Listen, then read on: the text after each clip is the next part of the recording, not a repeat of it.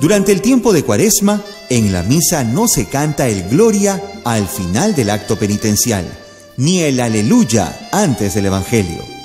En el tiempo de Cuaresma no deben ponerse flores en el templo, excepto el cuarto domingo de Cuaresma, conocido como Domingo de Laetare, Alégrate, como un anticipo de la alegría pascual que ya está próxima.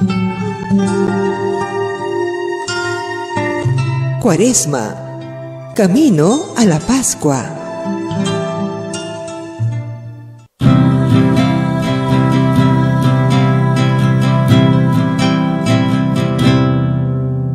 Radio Santa Rosa está, la primera radio católica de nuestra comunidad. Radio Santa Rosa, consuelo y paz. Radio Santa Rosa. Para el Perú y el mundo, Santa Rosa, buenas nuevas en tu vida. Radio Santa Rosa, consuelo y paz. Radio Santa Rosa. La Sociedad Dominica de Medios de Comunicación, Sodomco, presenta A Pensar Más con Rosa María Palacios.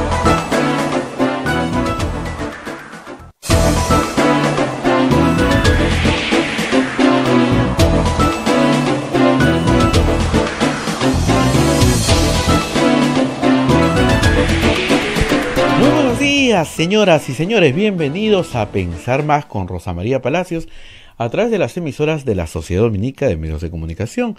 Lima nos escucha por Radio Santa Rosa, Chimbote, RSD Radio Santo Domingo, Arequipa Radio San Martín, Cusco Radio Veritas, Ucayali Radio Cepagua, La Convención Radio Quillabamba y Puerto Maldonado Radio Madre de Dios.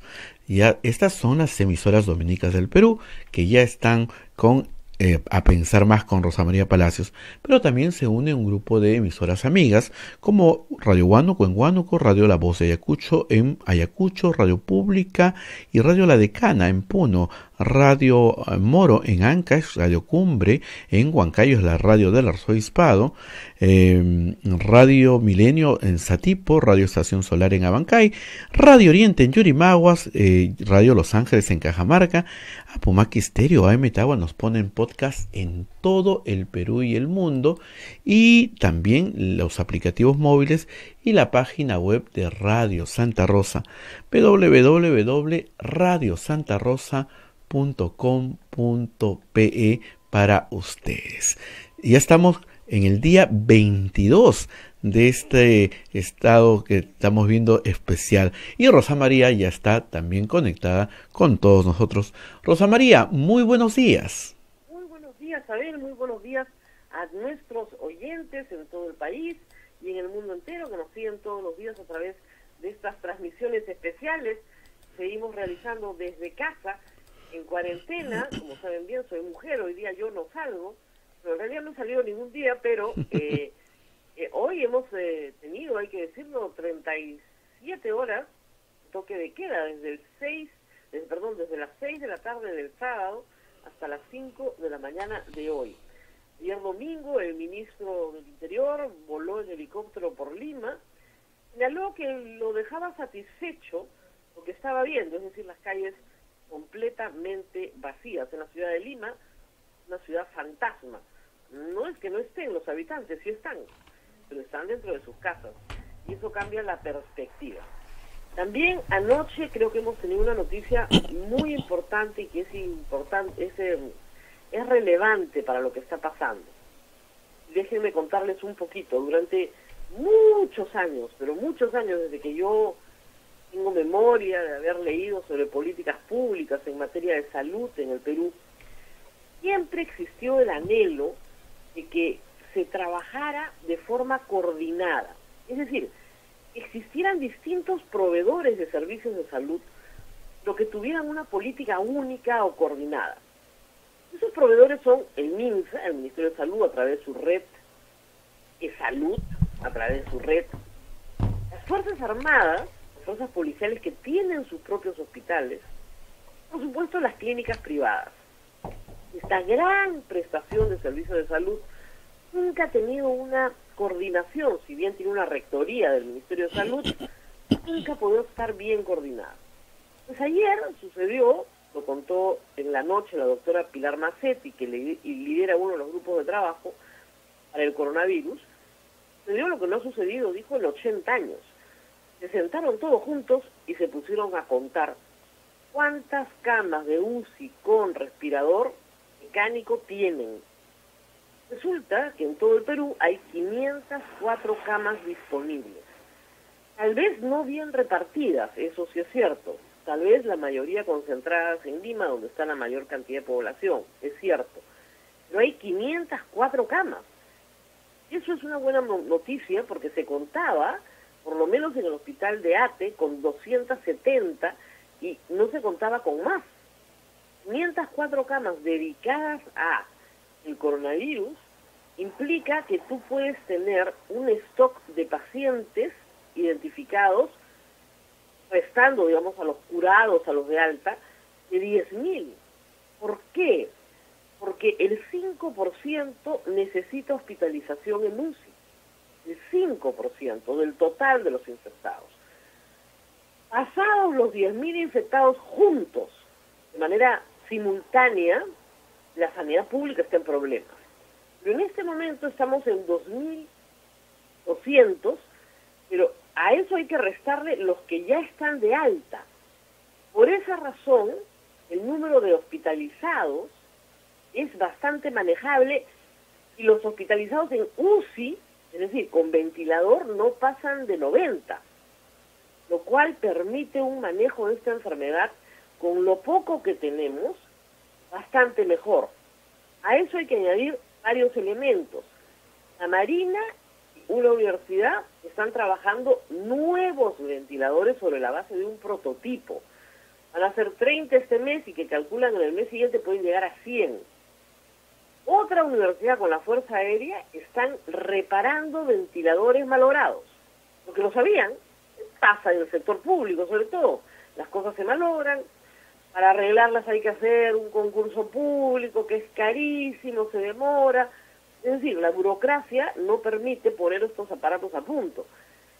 Eso significa una incorporación mayor de ventiladores. ¿Para qué? Para que el stock de enfermos simultáneos tenga la posibilidad de tener un respirador mecánico. ¿Por qué es tan importante el respirador mecánico?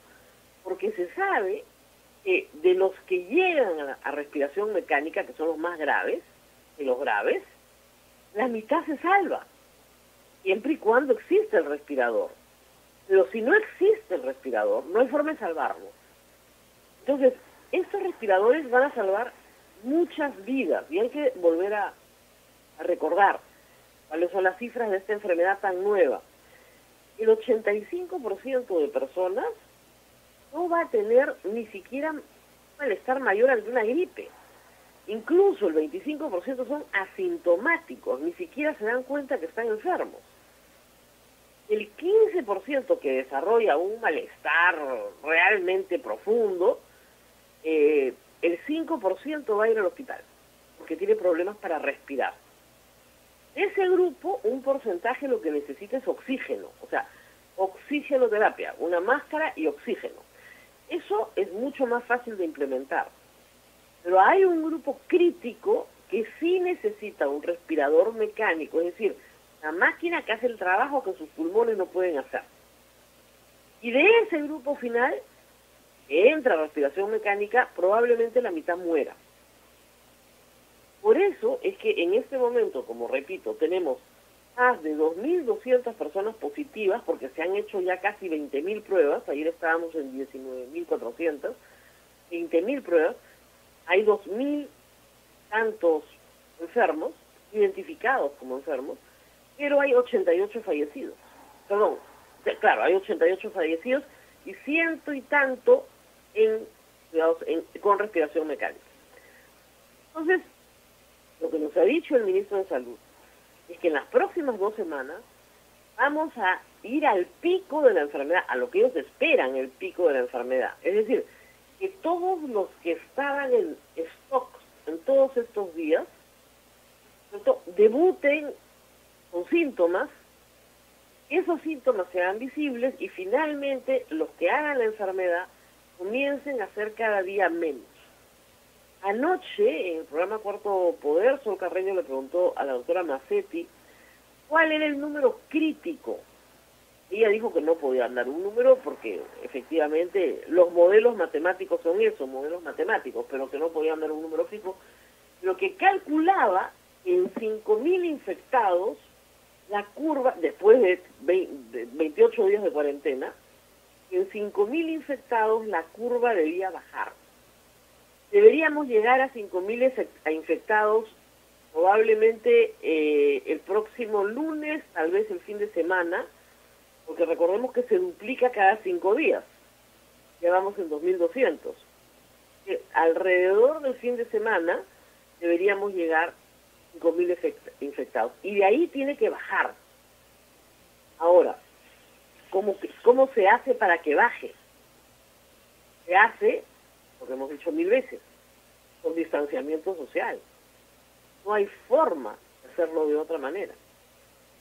Si el distanciamiento social funciona, podemos salir de la cuarentena. Si el distanciamiento social no funciona, nos van a regresar a cuarentena. Y eso hay que tenerlo bastante claro. Hasta ahí se entendió, Abel. Sí, Rosa María, la preocupación es que si esta semana termina el la inamovilización en la que estamos, y ayer el ministro pues dijo que estas 2 siguientes semanas iban a ser las semanas más críticas, ¿todo hace sospechar que se podría prorrogar una semana más? Yo también creo lo mismo.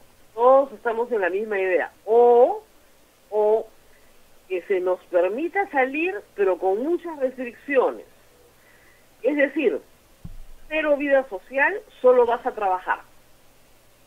Pero claro, para muchas personas, ir a trabajar implica un acercamiento social. Ponte a pensar, todos los vendedores ambulantes que hay en el Perú, todos los mototaxistas, los taxistas, tienen que acercarse a otras personas. El transporte público más lleno, aun cuando trates de mantener tu distancia. Por eso, las medidas que se anuncian esta semana corta, de lunes a miércoles, van a ser muy importantes y el presidente tiene que ser muy honesto. Porque, por un lado, el país no aguanta más, hay que decirlo, sin trabajar. Pero por otro lado, tampoco podemos exponer la vida de la gente. Tiene que haber una solución que sea satisfactoria.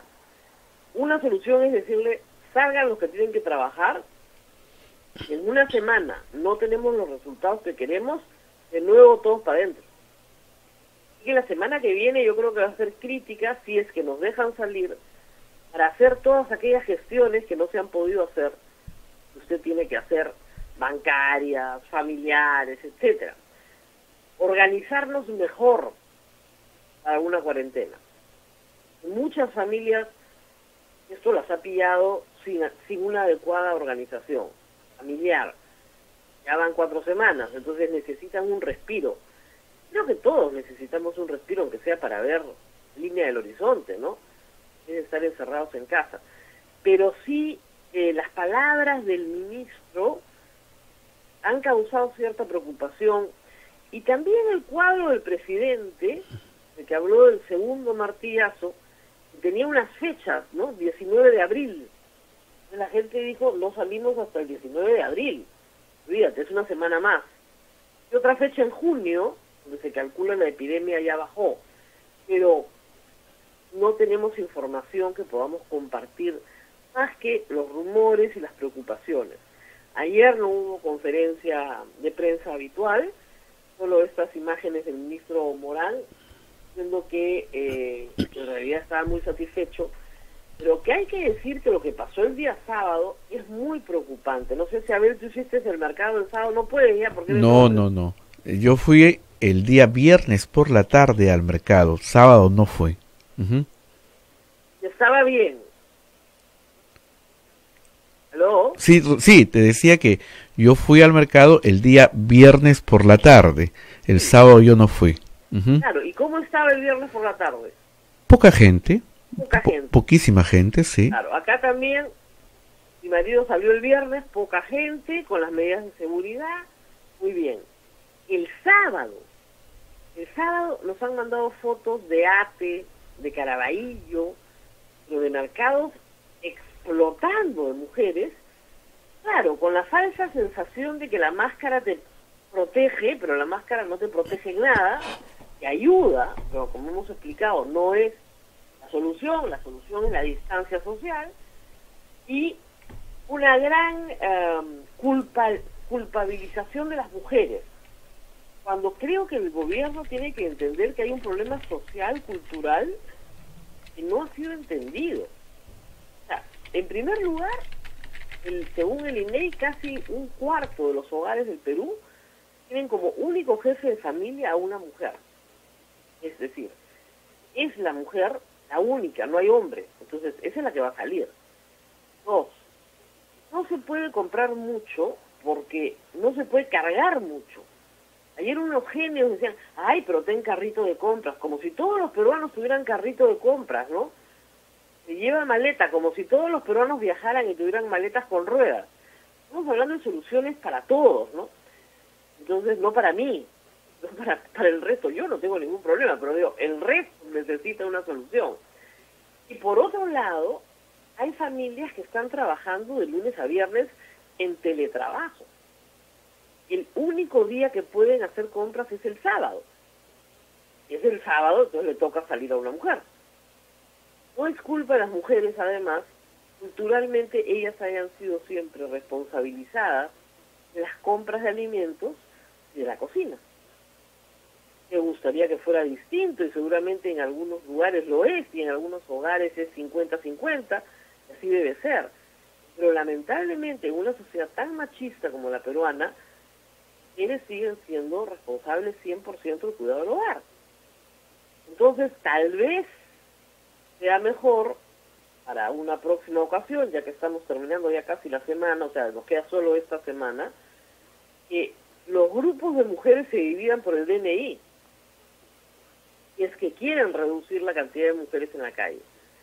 Porque los hombres probablemente se van a distribuir mejor, o de repente ni salen cuando les toca salir.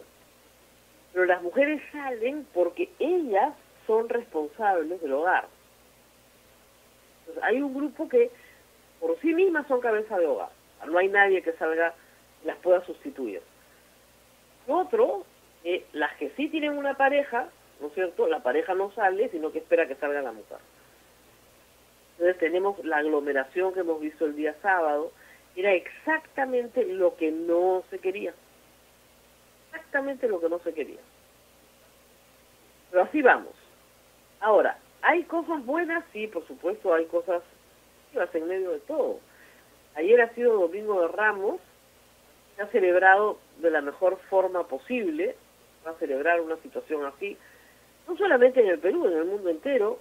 Las misas se han hecho por internet, como me decía alguien. La ventaja es que ahora puedes escoger la que te gusta sin tener que ir, porque muchas iglesias se están transmitiendo a través de la web, en el Perú y en el mundo. Pero claro, ha sido y va a ser una Semana Santa diferente, muy diferente a la Semana normal que siempre tenemos, que siempre hemos tenido. Los martes, ¿no es cierto?, de esta semana, los dominicos tenían la costumbre, por más, no sé, de 300, 400 años, de hacer la procesión del martes. Y creo que, Abel, esta es la primera vez en la historia que no se va a hacer la procesión del martes, ¿no? La procesión de los pasos no se va a hacer este año, ¿no? Después por primera vez en ¿cuántos años? Bueno, yo no sé mucho la historia, pero creo que no. Lo que van a hacer es estaciones con las imágenes, estaciones dentro del templo, pero solamente los religiosos. Lógico. Los que viven dentro del convento, Así evidentemente, es. que están viviendo en comunidad, pero a lo que voy es, esto es un cambio, o sea, son costumbres que tienen 300, 400 años entre nosotros. Imagínense ustedes, para cambiar esas costumbres lo que cuesta. lo que cuesta a todos nosotros cambiar nuestras costumbres cotidianas, ¿no? Que las tenemos que cambiar de todas maneras, no hay otra forma. Vamos a ver qué nos dice el presidente el día de hoy respecto a estas declaraciones del ministro que, como tú dices, nos han dejado muy preocupados. Sí, sí, bastante. Hay noticias científicas también, hay noticias científicas que preocupan. Hay una discusión desde hace varias semanas sobre si el virus se transmite por el aire o no.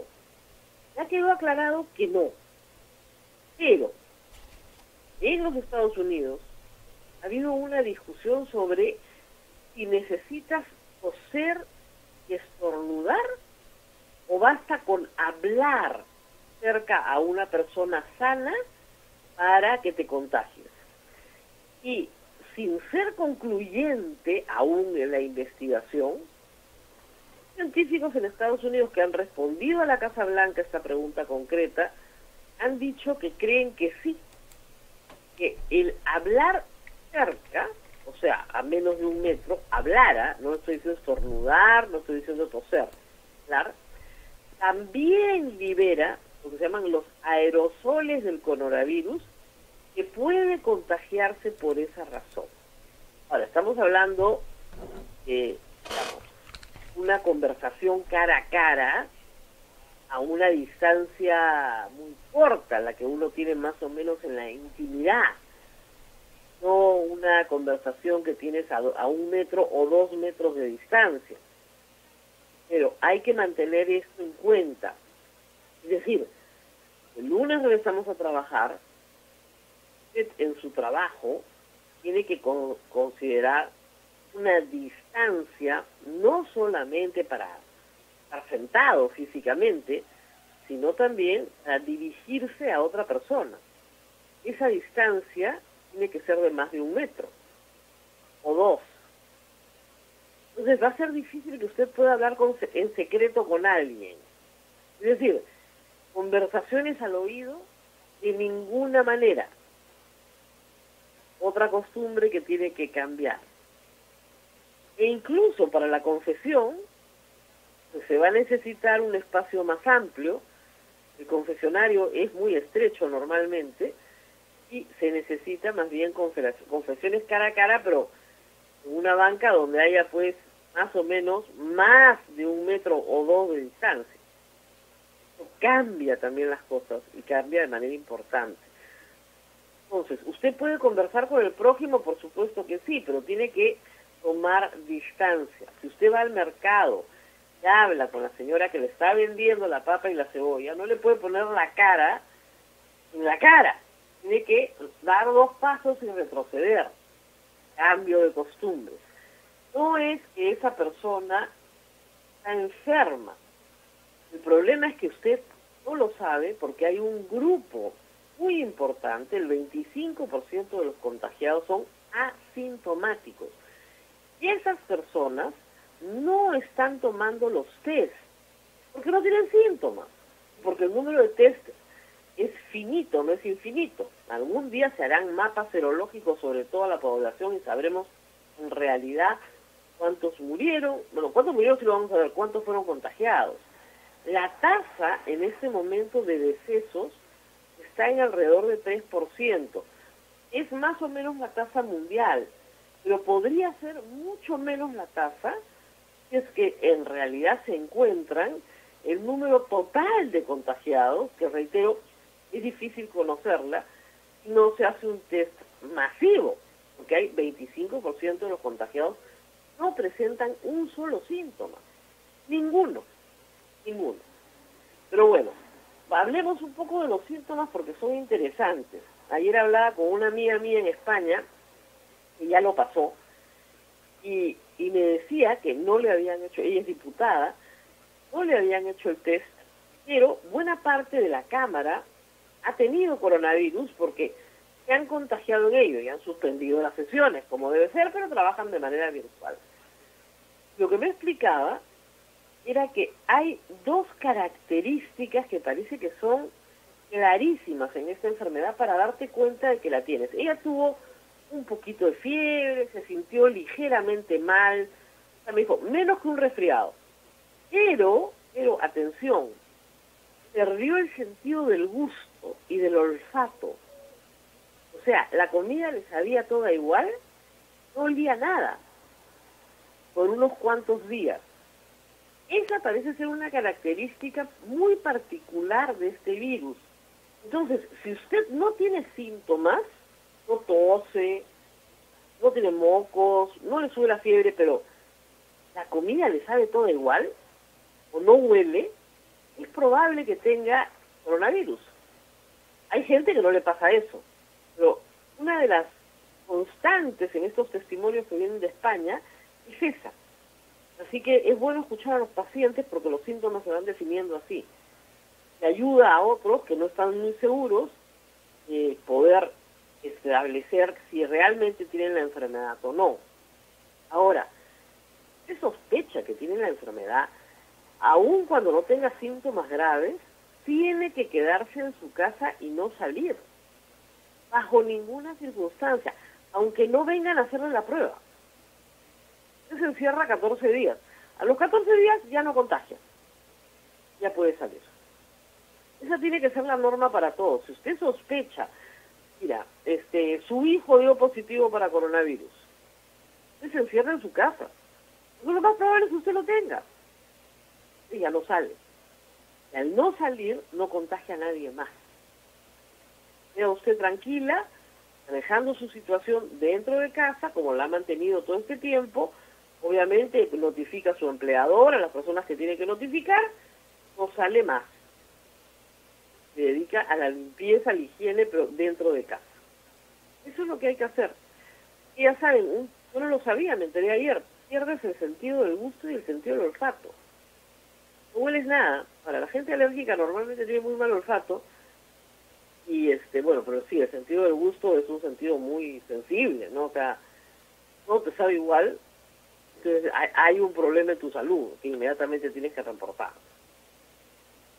¿Qué preguntas tenemos del público? Son 8:27. Bien, Rosa María, hoy día está empezando el año escolar en los colegios, pero es una forma de año escolar bastante inusual, ¿no? Virtual. El canal del Estado y la radio y el Internet serán pues los vehículos que lleguen a los niños del Perú. Vamos a ver si se cumplen con los objetivos y con las expectativas que el Ministerio ha puesto. Bueno, voy a poner Canal 7 porque no sé a qué hora van a empezar, pero mi recomendación sería que empiecen temprano, ¿no? Apenas termine el noticiero, digamos, 9 de la mañana, ya deberían estar transmitiendo. La programación se llama Aprendo en Casa. ¿Ah? Van a ser, a ver, tengo acá, inicial para 3, 4 y 5 años a las 10 de la mañana. Primero y segundo de primaria a las 10:30. Primero y segundo de secundaria a las 2 de la tarde. Esa es la programación de hoy. Pero uno tiene que ir a la programación semanal www.aprendoencasa.pe. Son clases de media hora en realidad. Y esto está pensado, ¿por qué? Porque no se trata de tener a un niño sentado las 8 horas del día lectivo, digamos, o las 7 horas de 45 minutos del día lectivo frente a un televisor. Es completamente antipedagógico, no funciona así. Pero sí trabajar 1 o 2 contenidos pequeños que presentan los contenidos a los alumnos, se remite a una página web, a un libro de tareas que podrían tener, a un libro de trabajo que podrían tener. Sobre eso se trabaja y al día siguiente se corrige y se discute. Pero son contenidos más acotados e implican un compromiso muy grande de los padres, sobre todo en niños pequeños, de los mismos alumnos, sobre todo en secundaria. Es decir, hoy día empiezan con los más chiquitos, en la tarde van a ir con secundaria, pero hay que ir sobre pocos contenidos. El Ministerio ha escogido matemáticas, comunicación y personal social. El resto no se va a tratar, habiendo mucho en el resto, por cierto, pero esos son los contenidos que se han escogido para estas semanas. Recordemos que el presidente dijo volverse a la semana de mayo. Miren, todo depende. Es una fecha tentativa, pero muchos creen que eso no va a parar hasta junio, que probablemente el primer semestre del año sea un semestre muy diferente. Algunos colegios ya han establecido que si se regresa la primera semana de mayo, no hay vacaciones, obviamente, medio bimestre, la de una semana, y no hay vacaciones de julio, no hay vacaciones de octubre. Es decir, el mes se trata de recuperar en esas semanas y que obviamente las clases podrían estar terminando en enero, para poder compensar lo que se ha perdido. Pero todo eso está un gran signo de interrogación encima. Todo depende de cómo evoluciona la enfermedad. Eso no está en el control de nadie. Está en el control de todos. Y al mismo tiempo no está en el control de nadie. Es un trabajo colectivo y todo depende de que el contagio decrezca. Y que podamos declarar determinadas zonas del país libres de la enfermedad. En realidad han sucedido cosas pues trágicas, ¿no? La semana pasada nos enteramos que la enfermedad llegó a Purímac. Purímac era una región libre de la enfermedad y las clases han podido proseguir, digamos, después de la primera semana de mayo, pero lamentablemente entró la enfermedad y no se sabe cuántos contactos hay ni a qué velocidad va, entonces comienzan a aparecer otros casos. Pero en la medida en que no hayan nuevos casos en algunas regiones, sean muy controladas, esas regiones además podrán entrar al sistema educativo más rápido. No todos tienen que entrar el mismo día. Estás en una zona del país, digamos, una provincia, donde no hay un solo caso, no ha habido un solo, ni se registra un solo caso, y además no hay transporte interprovincial, no hay casos importados. El ministerio puede tomar en consideración que esa provincia sí puede abrir los colegios, pero tiene que estar muy segura de que no haya ni un solo caso reportado, ni por reportarse, ni personas asintomáticas que están contagiando, ¿no? Pero eso implica un trabajo mucho más de filigrana. Para eso hay que esperar todo abril, para que el número de casos va a trepar esta semana, se va a duplicar, y de ahí comience a caer. Pero todavía no vemos la caída, pues todavía solo vemos la subida. Una subida despacio, de acuerdo a lo que ha dicho el presidente, no se ha duplicado cada 2 días, o cada 5, quieren hacerlo cada 8, y luego quieren que caiga. Pero cuando empiece a caer, ahí vamos a ver los resultados del esfuerzo de esta semana. ¿Más preguntas, Abel? Bueno, el tema de las AFPs que salió el día viernes, el Congreso pues ha aprobado. ¿Tú crees que el presidente la promulgue o le hará algunas algunas recomendaciones Primero las cuestiones de forma y luego las de fondo, ¿no? No pudieron con su genio. Tienen una norma para sesionar virtualmente y fueron. Lo que no entienden estos congresistas es que además la mascarilla no se usa para tapar la garganta, ¿no? Si tú ves las imágenes del día viernes, todos se habían tapado la garganta. La mascarilla se usa para tapar nariz y boca, pero la gran mayoría la tenían de pañuelo, ¿no es cierto? De pañuelo de garganta. Entonces, francamente, yo entiendo que a veces en democracia hay algunos pequeños sacrificios que hacer frente al bien común, que es la sanidad pública. No va a durar mucho, nadie les está pidiendo que eternamente no sesionen. Lo tienen que tener, tienen una norma, de usar los mecanismos virtuales que están dados para este fin. Pero simplemente se declaran en rebeldía y hacen lo que les da la gana. Eso, cuando todo el Perú está haciendo un sacrificio enorme de no salir de eso. Creo que eso no está bien. No es un buen ejemplo, no da una buena impresión. Dispusieron de varias salas para que solo los portavoces hablaran, solo entraran en el momento en que tenían que votar. Creo que hay una forma muy fácil de votar. Ya cualquiera de las aplicaciones que hay actualmente. Basta con levantar la mano en Zoom, digamos, para poder contar los votos. No es tan complicado. Pero en fin, malas formas. Ahora vamos al fondo. En el fondo cambiaron su posición. Y eso es positivo, porque creo que no son tan brutos como para no darse cuenta de que los fondos de las AFPs están invertidos en valores. ¿Qué son valores? Acciones, bonos soberanos del Estado peruano, además. Toda esta gritadera hizo que la semana pasada el valor del bono peruano decayera en el mercado. Por lo cual, nuestros fondos valen menos gracias gritadera del Congreso. Entonces, si yo realizo mi fondo, vendo mi fondo, para que me den mi plata, voy a vender mi fondo al precio del mercado de hoy. Es un mal precio. Es como lo decía la semana pasada, me estás pidiendo que yo venda mi fondo, la propuesta original era 25% de mi fondo, al peor precio posible de mercado.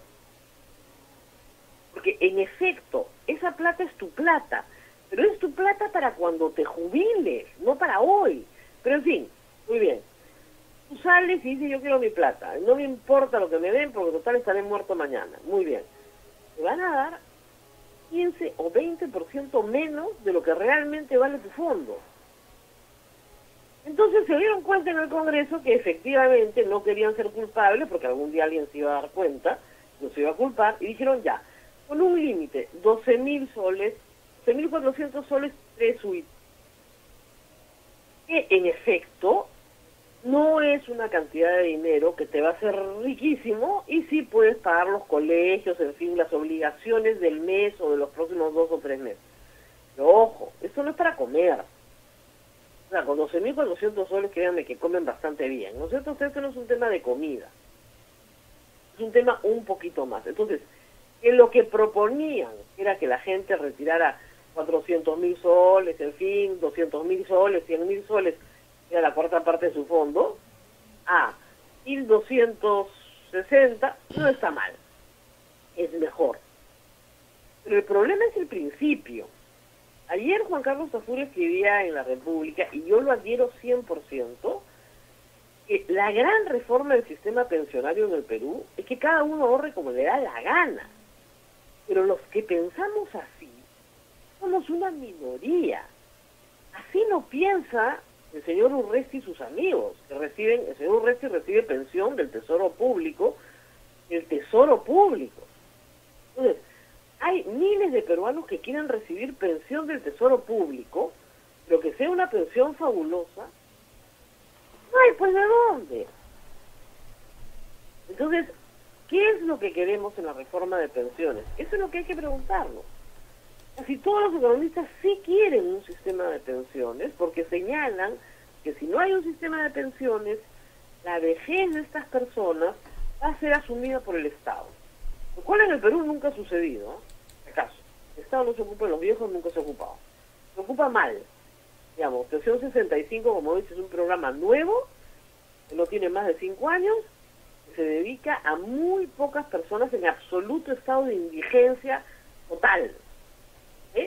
Pero no es para una clase media que fue independiente toda su vida, que nunca construyó un fondo, pero se compró una casa, se compró un departamentito para alquilar, educó bien a sus hijos, los ayudan a los padres. Otro esquema completamente de seguridad social, más latinoamericano, si se quiere.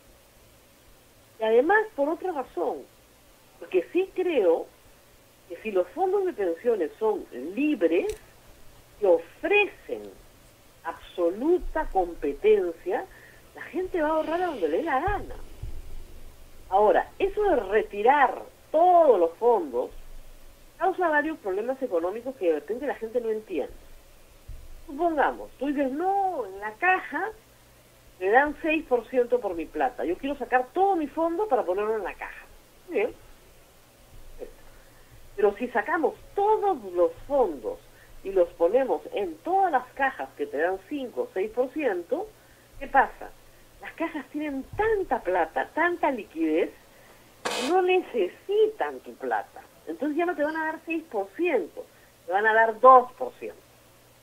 No la necesitan, porque están líquidos. ¿Se dan cuenta? O sea, si todos sacamos la plata para ponerla en otro mercado donde creemos que vamos a ganar más plata, somos tantos en ese mercado que ya ese mercado no nos va a pagar lo que pensábamos que nos iban a pagar. Por eso, la inversión para la pensión es una inversión de largo plazo, ¿no? Yo me compro, por ejemplo, un terreno que creo que está en una zona que se va a revalorar. No lo voy a vender hasta dentro de 20 años. Esa es una forma de ahorrar para una vejez. Pero no es sacar para poner, porque resulta que en ese tránsito se tan líquido todo. Recordemos que ya en el Perú el sistema pensionario prácticamente desapareció cuando se aprobó la ley del 95.5. Es decir, tú puedes retirar a los 65 años el 95% de tu pensión. El 5% queda para cubrir los gastos de salud. Nada más. O sea, ya hay libertad para llevarte tu fondo a los 65 años. El siguiente paso es que no haya fondo. Es decir, que cada uno ahorre como le da la gana. Ahora, sí hay que decir algunas cosas. La esperanza de vida en el Perú crece y crece y crece. La gente ya no se muere a los 70 años, ni a los 75. Nos estamos muriendo encima de los 80, en promedio. ¿Cierto? Y en unos años más, la esperanza de vida llegará a los 90. O sea, hay que considerar que las personas viven mucho tiempo en vejez, sin trabajo, sin producir. Entonces, cuando uno ahorra para su vejez, tiene que ser consciente de que tiene que calcular, guardar lo suficiente como para vivir unos 30 años después de trabajar, formalmente, ¿no? Por eso también cada día la gente se jubila más tarde o se jubila formalmente, pero sigue trabajando muchísimos años, sigue en su profesión hasta los 75 años sin ningún inconveniente, pero como independiente. Hay que decir además que las AFP, digamos, como dicen, se han sacado todos los tickets de la tómbola, pero todititos para ganarse el premio de la liquidación. No han sido empáticos con sus asegurados, absoluto. Afiliados no las ven cercanas. Afiliados reciben unos reportes donde lo que entienden es que están perdiendo plata, que su plata se deteriora. Los afiliados no han visto por parte de las AFPs ayuda. Gente que dice, mi papá se moría de cáncer, la única plata que tenía era la AFP, si lo hubiéramos usado para su tratamiento tal vez estaría vivo, se murió teniendo todo eso. Gente que cree que esa plata se la roba la AFP cuando pasa a la viuda y a los hijos. Pero malas explicaciones hechas tarde, explicaciones hechas de mala manera. Y además creo que el punto de quiebre con las AFP fue cuando quisieron ir sobre los fondos de los independientes. Ustedes recordarán hace ya varios años, me parece que el 2014, durante el gobierno de Ollantumala, las AFPs quisieron ir sobre los fondos de los independientes. Y los independientes, y yo me reconozco a la cabeza, en pie de guerra, dijimos que de ninguna manera. Los independientes ahorrábamos solitos para nuestra vejez. Y ganamos la pelea. La ley no prosperó. Los independientes somos en el Perú millones de trabajadores. No somos pocos, somos millones de trabajadores. Además, muchos independientes también tienen parte de sus remuneraciones como dependientes, tienen la condición mixta. Entonces ya aportan un poquito a un sistema pensionario, no esperan mucho, y la mayoría de su ingreso lo utilizan para ahorrar de otras maneras. O sea, uno invierte en la educación de sus hijos, y ha sido un buen padre, espera que sus hijos lo ayuden, ¿cierto?, a complementar el ingreso que reciba cuando sea adulto mayor. Con esa luz le cubran las medicinas. Y uno compra una casa para vivir toda su vida, ¿cierto? Sabe que ese es su ahorro porque ya no tendrá que pagar un alquiler de viejo. Si uno, por ejemplo, guarda un dinero a plazo fijo, va a vivir de esos intereses por muchos años, esa es su forma de ahorrar. No hay libertad. El Estado presume que necesita ejercer una tutoría sobre la libertad de las personas. Yo no creo en eso, pero sí sé, y es evidente, que hay un factor psicológico donde muchas personas prefieren gastar hoy y guardar para mañana. Y ese factor psicológico como se manipula muy bien en estos tiempos con la urgencia, con la ansiedad, con la depresión, con la necesidad, con el hecho de que de repente te liquidan, que te quedas 90 días sin trabajo, que te recortan el sueldo. Y eso, por eso, yo creo que el presidente no va a observar la ley, porque sabe que va a ser muy impopular observarlo. Le va a tener que promulgar, a pesar de todo lo que he explicado. La van a promulgar. ¿Vieron ustedes cómo aplaudían los congresistas, esparciendo sus virus ahí? Todos aplaudían así y se esparcía el virus por todas partes. Caminaban por el centro del hemiciclo, además, como para esparcir bien, ¿no? Por todos lados, todos caminaban por el centro del hemiciclo. No saben ni sentarse en su sitio. Las cuestiones de forma importan, en estos días ya importan mucho, ¿no? Pero en fin, yo creo que el presidente no va a observar la norma y se va a aprobar y vayan todos corriendo por sus 2.600 soles, a lo que sirva, ¿no?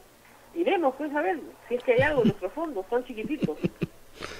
Así ¿Qué es. ¿Qué más tenemos en la agenda? Bien, el problema, bueno, parece que, pero se explica y no se entiende el tema de la AFP. Bueno, ya cada uno tomará su decisión. Veo acá los comentarios que están poniendo algunos. Mi comentario es que si usted tiene mucha plata en su AFP, vaya y retire sus 2.600 soles, sea feliz, ¿no? Usted tiene poquitísima plata y espera que le den una pensión, no le conviene, porque está malbarateando lo que le están dando. O sea, le están dando un pedazo de su fondo al peor precio posible. Pero eso no se lo explica a nadie, pues. Eso la demagogia nunca lo explica. Tú vas a decir, pero ¿por qué perdí tanto en unos años? ¿No se acuerda de la pandemia? Ahí usted sacó, pues, ¿se acuerda? Ya, lo vendió al peor precio posible. Sí. No valía nada. Yo pensé que me estaban... Sí, le dieron sus 2.600. Pero eso, para darle esos 2.600 tuvieron que vender cosas. Esas cosas que vendieron, las vendieron al peor precio posible. El fondo vale menos. Bueno, vamos a ver entonces qué pasa. Ahora, sí es verdad, hay que decirlo, digamos, que hay muchas situaciones, me contaban de varios colegios privados, por ejemplo en Lima, que hay 50% de padres de familia que no han pagado el colegio el 31 de marzo. Tal vez no porque no tengan cómo, sino porque están guardando pan para mayo, porque no saben si en 30 días van a tener trabajo o no. Se entiende la preocupación de, sobre todo una clase media, es la que aporta la AFP. Los pobres no aportan a las AFP. Los pobres no tienen más que trabajo informal. El 70% de la PEA es informal. Pero los más pobres que no aportan a ningún sistema pensionario están fuera de esta discusión. Esta es una discusión de clase media. Pero sí se entiende que hay una clase media preocupada. Y hay que explicar esto de la suspensión perfecta de labores, porque ese es otro tema que no se entiende. Dice, ¿por qué se llama perfecta? Porque no trabajas y no te pagan. Hay casos en los cuales trabajas, no te pagan. Hay casos en los cuales te pagan, no trabajas. Como por ejemplo, esta quincena. La segunda quincena de marzo, no trabajas, te pagan. Ahí hay una suspensión imperfecta porque has trabajado, compensable. Pero la suspensión perfecta es decir, tú vas a conservar tu puesto de trabajo, no te lo voy a quitar, pero por un tiempo ni trabajas ni te pago. ¿Por qué no te pago? ¿Porque soy malo, malvado, me quiero quedar con tu plata? No, porque no he vendido un mango. Entonces no tengo de dónde pagarte, porque si no vendo, no te puedo pagar. Y eso lo entiende hasta un niño de colegio. La ministra de Trabajo no quiere hablar en estos términos, no quieren sacar normas en el Ministerio de Trabajo. Pero miren, en el sector turismo, ayer Canatura ha señalado que 50.000 empresas pequeñitas, ¿no?, han presentado solicitudes ya de resolución, suspensión de trabajo, suspensión imperfecta de trabajo, porque no hay otra forma. Los señores del turismo no venden un paquete turístico, no venden una habitación, no venden un tour. ¿Con qué le van a pagar a la gente? Piensen por un momento, no es por la maldad, no es porque el empresario malo, desgraciado, explota al trabajador. Esa es una tontería, estamos hablando de realidades. Si no han vendido nada y no van a vender nada en los próximos meses, ¿de dónde, Michi, le van a pagar a la gente?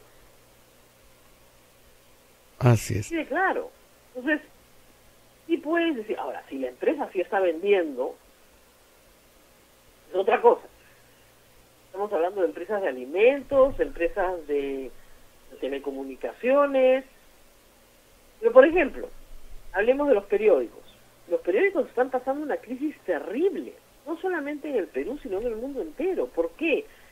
El sistema de distribución de periódicos, de prensa escrita, se hace a través de unos 8.000 puntos de venta en Lima, que son kioscos.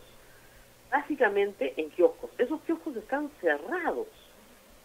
Y los únicos periódicos que se distribuyen son porque el propietario de ese kiosco y su familia van y recogen el lote que les toca y los reparten entre sus clientes habituales, que son la minoría. La mayoría compra el periódico en el kiosco. Tan grave es la cosa, las empresas periodísticas están pidiendo que el Estado les dé el bono de 3.80 quitas, porque de verdad que no tienen cómo vender. Entonces, ahí sí está claro que hay una situación límite, una situación crítica. Pero si tú estás en un negocio en el cual no estás en esa situación crítica, estás en el negocio farmacéutico, no tienes ningún problema. Estás en el negocio de mascarillas y de guantes, no hay ningún problema. En el negocio de abarrotes, asuntos higiénicos, lejía, desinfectante, detergente, un problema. Pero si estás en el negocio de turismo, sí hay un problema. Entonces, eso es lo que hay que tener conciencia de la situación de las personas que nos rodean, porque cada uno tiene un trabajo especial. El Estado también ha ofrecido el bono 3.80 para artistas, porque no hay forma de que se vayan a presentar espectáculos de ninguna naturaleza en los próximos días, tal vez meses. Y ese bono les permite por lo menos poner comida sobre la mesa. Así es. Rosa María, tenemos que ir a una pausa. Por supuesto. Ya, y luego vamos a seguir conversando, porque esta es una semana muy crítica y quizá haya que redoblar esfuerzos en cuanto a la seguridad de todos los que en algún momento tienen que salir de sus casas hasta la tienda. Es muy importante tomar en cuenta todas las recomendaciones, porque estamos en la semana crítica de esta pandemia aquí en el Perú. Volvemos.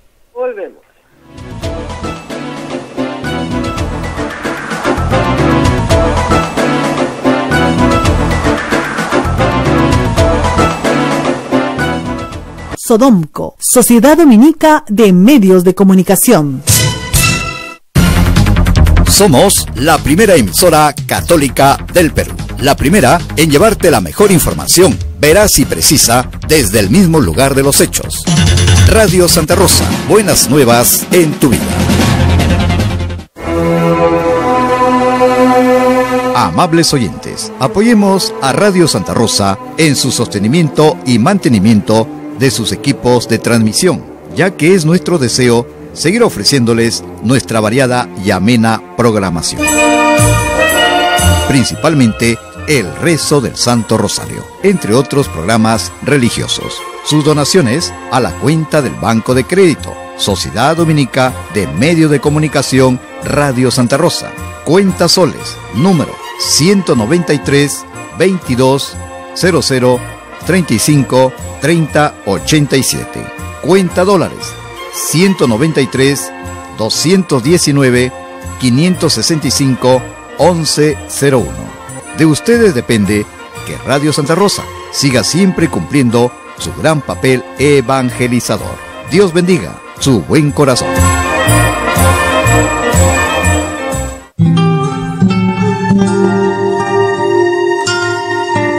Cuaresma, camino a la Pascua.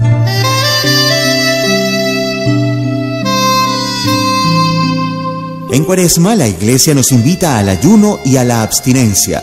El ayuno consiste en hacer una sola comida consistente al día. La abstinencia consiste en no comer carne. Estos sacrificios son una actitud de desprendimiento de nuestra vida consumista. La abstinencia es recomendada a partir de los 14 años y el ayuno desde los 18 hasta los 59 años. Son días de ayuno y abstinencia el miércoles de ceniza y el viernes santo. Todo esto nos ayuda a vivir la Cuaresma, pero sobre todo las obras de misericordia. Cuaresma, camino a la Pascua. Santa Rosa, buenas nuevas en tu vida. Sodomco, Sociedad Dominica de Medios de Comunicación.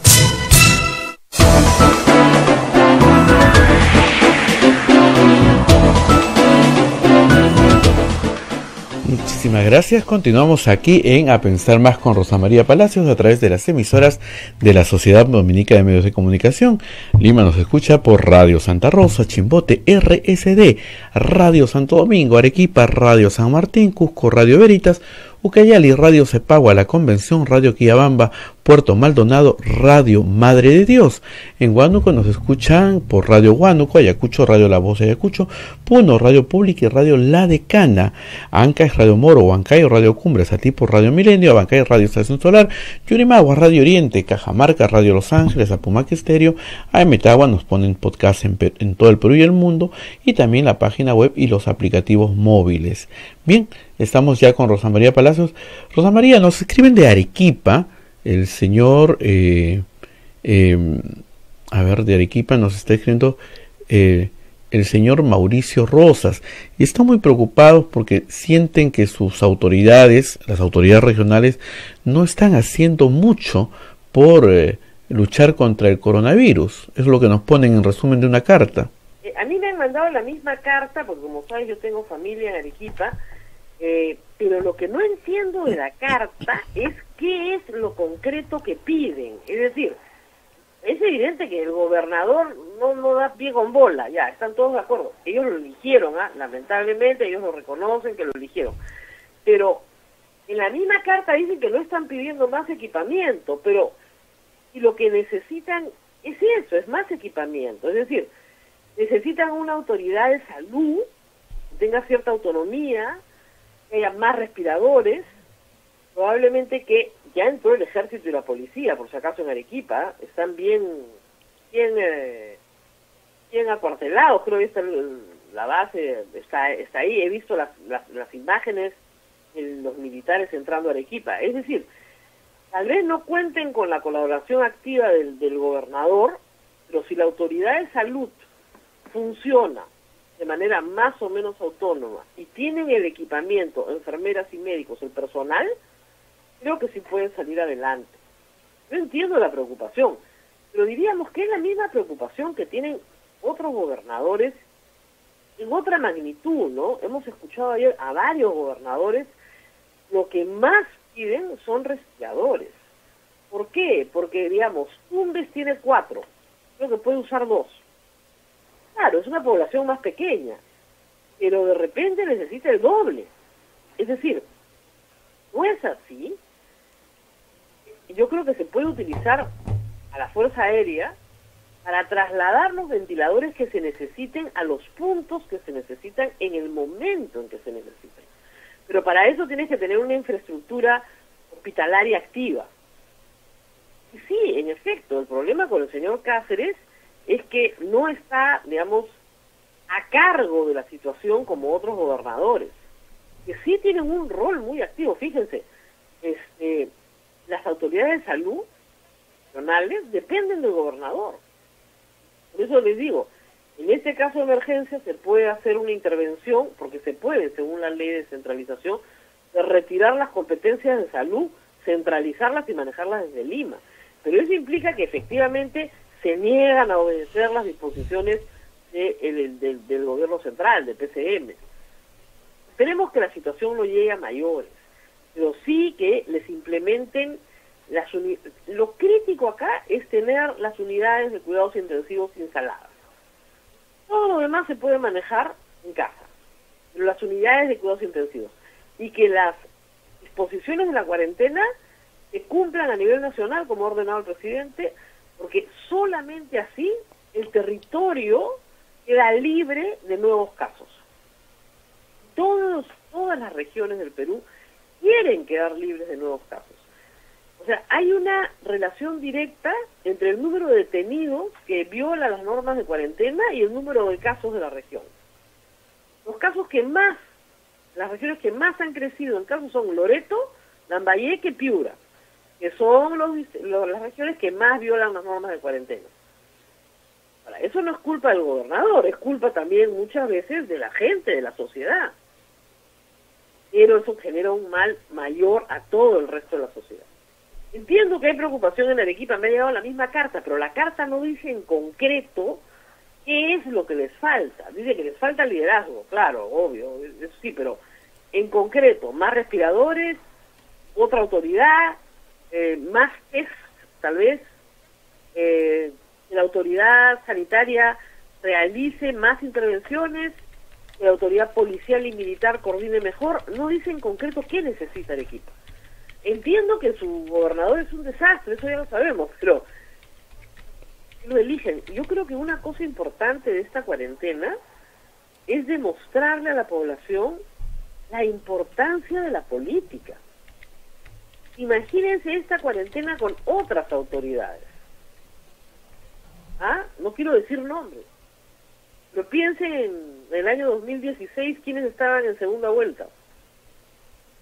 Imagínense que la presidenta del Perú fuera Keiko Fujimori, estuviéramos en esta cuarentena. Pónganse a pensar.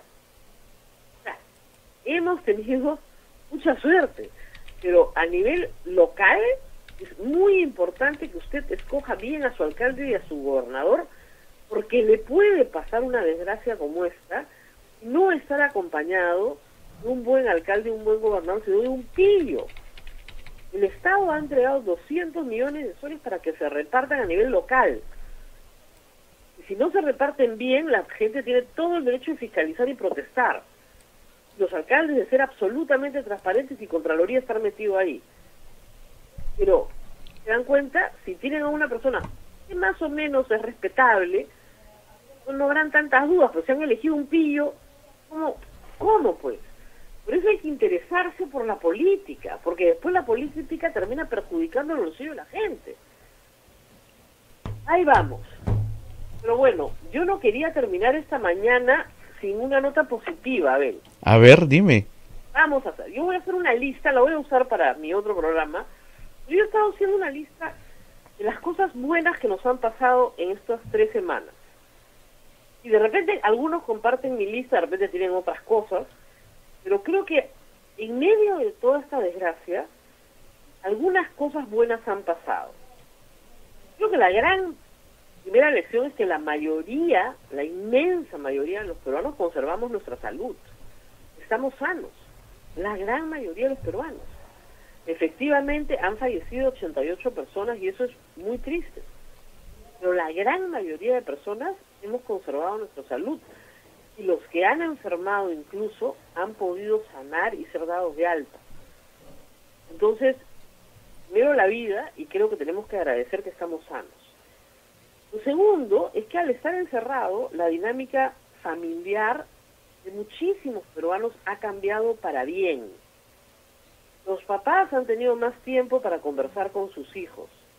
Los hijos han tenido más tiempo para trabajar en equipo con los padres, repartirse las tareas del hogar de una forma más equitativa, porque estamos todos en el mismo barco, así que es más fácil, trabajamos todos juntos y cada uno pone de su parte.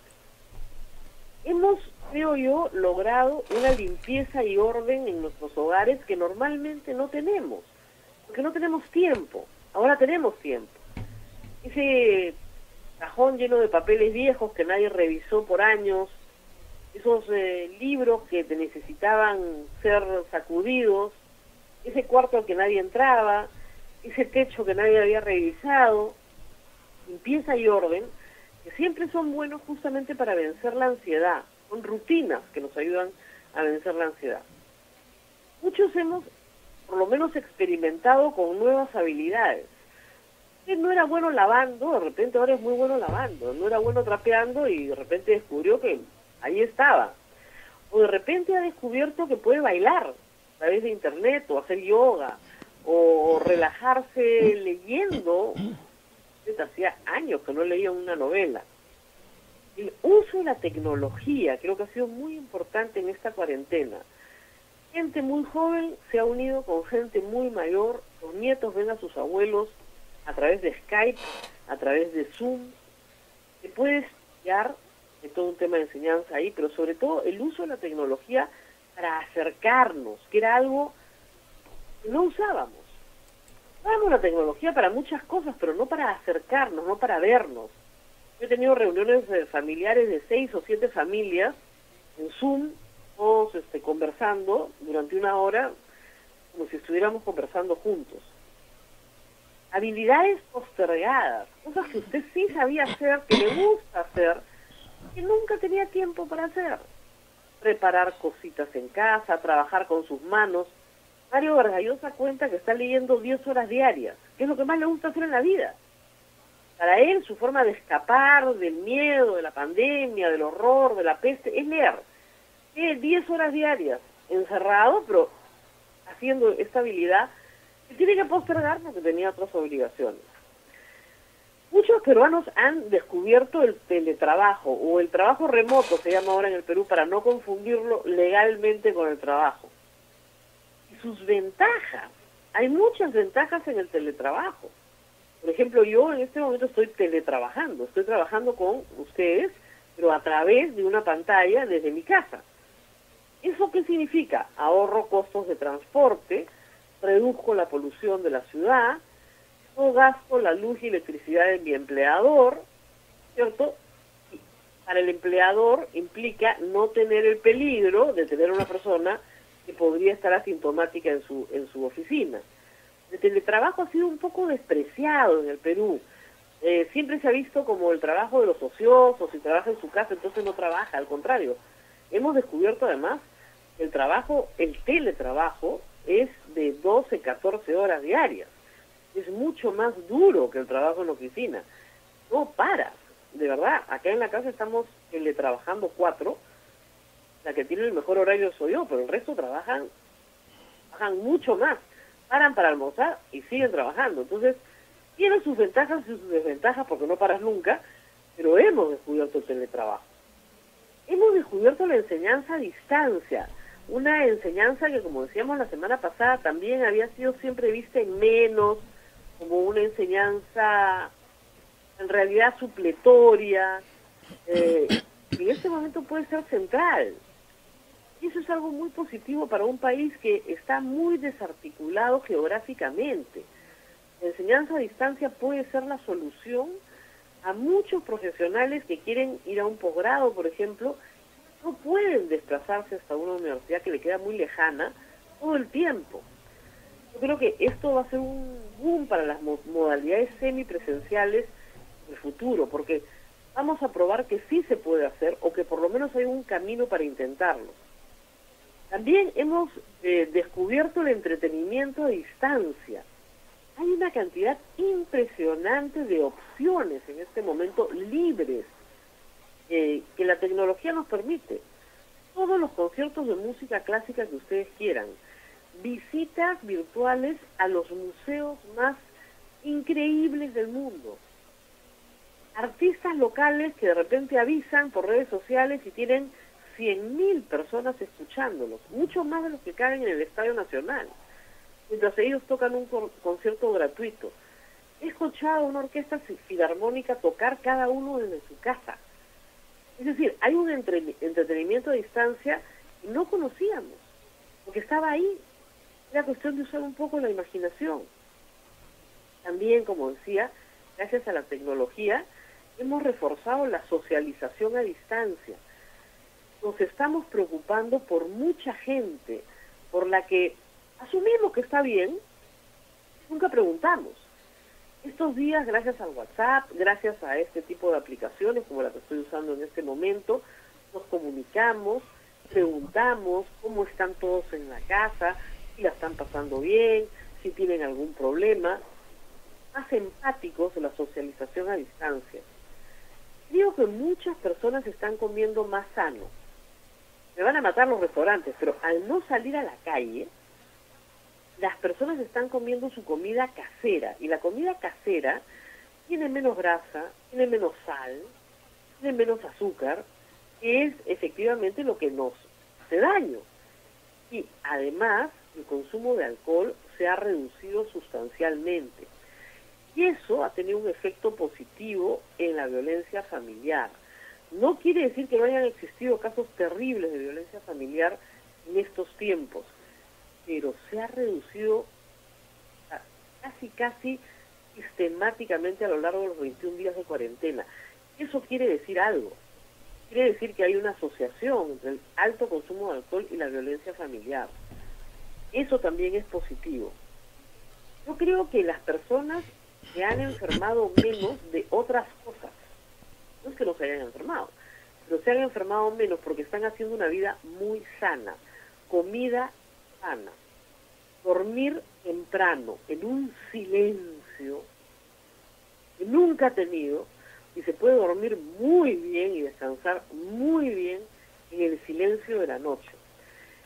Claro, la desventaja es la vida sedentaria, pero muchas personas han descubierto que pueden bailar, pueden correr en el mismo sitio, que pueden hacer ejercicio con un tutorial, pueden hacer yoga para vencer la ansiedad y la depresión. El medio ambiente está más limpio, el cielo está más azul, las playas están más limpias, el país está más limpio en general porque la gente no está botando la basura en la calle. Y finalmente tenemos tiempo para una pausa, para meditar, para reflexionar, para encontrar esa dimensión que se pierde. Así que, mira, he dicho como 15 cosas positivas que han sucedido en la cuarentena, para que no bajemos la moral, para que sepamos que esto tarde o temprano va a terminar. Cuando termine, nos vamos a llevar esta experiencia por muchos años. De repente nuestros hijos, que son muy chicos ahora, le contarán a sus nietos cómo vivieron la pandemia, cómo vivieron en cuarentena 28 días encerrados o tal vez más. Así que quería terminar esta mañana con una nota positiva, diciéndoles todas las cosas buenas que nos están dejando esta cuarentena. Que no son pocas cosas, significan un cambio muy grande, cambia la prioridad. La prioridad hoy para la sociedad peruana es la vida de los vivos, de los que están con nosotros, de los abuelos, de las personas mayores. Eso es importante. Creo que eso cambia también. Y por cierto, una sensación de agradecimiento colectivo. ¿A quiénes? A los médicos, a las enfermeras, a todos estos científicos que están tratando de encontrar alguna salida, a todos los que están trabajando en reparar los ventiladores, en crear nuevos ventiladores, a los que recogen la basura de la ciudad todos los días. Rosa María. Rosa María. Él. Sí, te perdí por un rato en la línea. Uh-huh. ¿Estamos? Ahora sí te escucho. Ah, perfecto, sí. Sí, el último minuto se perdió. Uh-huh. No, que te decía que también hay una sensación común de agradecimiento colectivo a todas las personas que están trabajando médicos, enfermeras, Fuerzas Armadas y militares, a todos los científicos, a todos los equipos universitarios, equipos de la Naval y de la FAP, que están reparando máquinas y creando máquinas para salvar vidas. Es lo mejor de la sociedad, está emergiendo, y eso también hay que reconocerlo.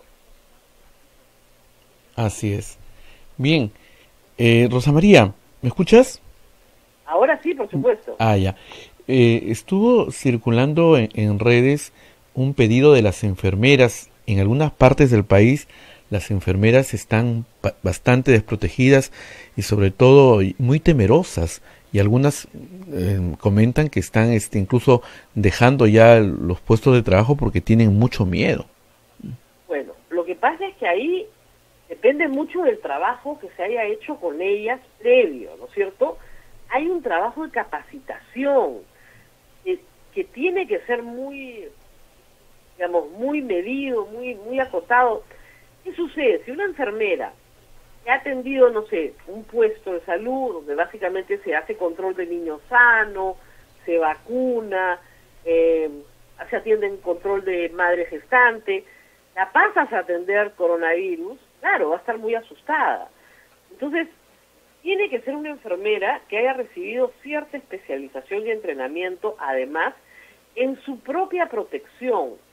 Y ahí el Estado el que no puede fallar, el Estado le tiene que dar todo el equipo de protección. Un equipo de protección que incluye la bata completa, el mandilón, los guantes que se van desplegando, no solamente un tapabocas quirúrgico, sino también un visor, y además que esa ropa pueda ser rápidamente cambiada para las que atienden a pacientes de coronavirus.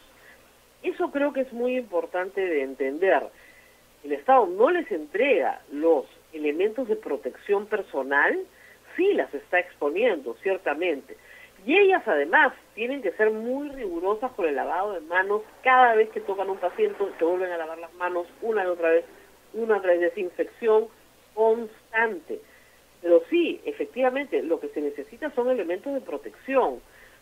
Por eso se le pedía a la gente que no comprara las mascarillas I95 y las quirúrgicas, porque son para ellas, para las enfermeras y para los médicos, para todo el personal de salud. Y el Estado ha autorizado la confección a varias empresas textiles de mascarillas que tienen la norma técnica, que sí protegen, pero que no sacan del mercado las mascarillas especializadas que necesitan las enfermeras. ¿No? Pero sí entendemos su preocupación. Si ellas están bien protegidas, no se van a contagiar, pero tienen que estar muy bien protegidas, si no, sí se van a contagiar. Y la distancia que tienen que tener es la necesaria para hacer su trabajo, es decir, se acerca al paciente bien cubierta, se trabaja, se separa del paciente, inmediatamente se lava las manos, la ropa cambia, etcétera, etcétera. Por eso, además, es que estos pacientes tienen que estar aislados de cualquier otro paciente, para que no haya contagio cruzado dentro del hospital. Así es, Rosa María, y ojalá pues se le dé todos los implementos que ellas están pidiendo, ¿no? Ellas necesitan eso. Ahora, esta es una queja que se escucha en Italia, en España, en Estados Unidos, en todas partes, ¿ah? El personal médico en todas partes se queja, y con justa razón, de que no alcanza lo que tienen porque están en realidad sobrepasados. Pero hay que decirlo de una manera, digamos, muy práctica. Por ejemplo, hoy día en la portada del Comercio está el problema del Hospital Loaiza. Yo no entiendo qué hacen pacientes de COVID-19 en el Hospital Loaiza.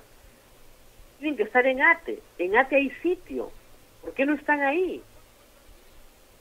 ATE hay sitio y hay personal especializado. ¿Por qué no están en ATE? Entonces, de repente ya llegaron a un estado muy crítico, no se les puede mover, puede ser. Pero eso es parte de la gestión. Por lo tanto, las enfermeras del Hospital Loaiza no deberían estar preocupadas porque no deberían tener ningún paciente de COVID-19 por ahora. Por ahora, deberían estar todos concentrados en un solo lugar donde mantienes al personal ya entrenado, capacitado, absolutamente comprometido con su tarea y con su protocolo bien claro. Así es.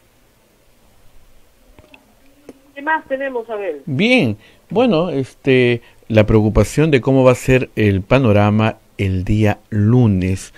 De verdad es incierto qué nos dirá el día de hoy el presidente de la República.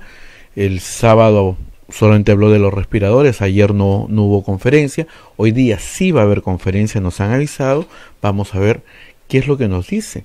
Y pues, además hay que pensar también que es una semana corta, porque a pesar de que miles de peruanos, millones, no están trabajando, los que hacen teletrabajo sí van a descansar jueves y viernes, porque es feriado. Entonces, es una semana corta. Es una semana corta también para los colegios, para las universidades que están empezando esta semana. Entonces, teniendo eso en consideración, sería bueno, efectivamente, como dices, el presidente ponga fin a los murmullos. Diga, no, el lunes todos a trabajar con estas condiciones. Que nos explique cuáles son las condiciones. Y yo podría adelantar, ninguna reunión pública y casi ninguna reunión privada. Ni privada ni pública. Ninguna congregación de personas en ninguna forma. O sea, ni procesiones, ni desfiles, ni partidos de fútbol, ni conciertos, ni fiestas, ni matrimonios, ni funerales, nada que implique congregación de personas. Y por supuesto, ahí viene la gran discusión. ¿Qué hacemos con el transporte público? Es la mayor congregación de personas que tiene nuestro país, sobre todo la ciudad de Lima. Esa es la gran pregunta. Muy bien, vamos a ver qué nos dice el presidente el día de hoy. Vamos a esperar, estamos a lunes santo, Rosa María, es un día también ya especial y vivido de otra manera en este año tan peculiar que nos ha tocado. Así es, y por eso quería hablar de las cosas buenas, ¿no? A veces nos quedamos solamente con la tristeza de no poder salir, con la angustia de ya no soporto más. Somos seres sociables. Somos seres sociables, Dios nos hizo sociables. Es difícil, pero necesitamos además, sobre todo yo creo que esto es muy importante para la gente que vive en la costa, ver el mar. Estamos acostumbrados a ver el horizonte, tener un horizonte amplio. Causa desesperación, ¿cierto? Pasar los días, no ver el horizonte. Pero estos problemas que están en nuestra psiquis tienen que ser superados con rutinas, con disciplina, con saber que estamos en acción, que nos estamos ocupando, no solo preocupando, y que estamos en acción para lograr un bien mayor. Eso hay que transmitirlo a todos en la casa, a los niños sobre todo, explicarles a los más chiquitos que esto es por el bien de todos, que pronto va a pasar. Así es. Día Muy bien, 22. Nos vemos mañana. Nos vemos mañana, Rosa María. Cuídate mucho. Nos vemos. Hasta pronto. Hasta el día de mañana con A Pensar Más con Rosa María Palacios. Permiso.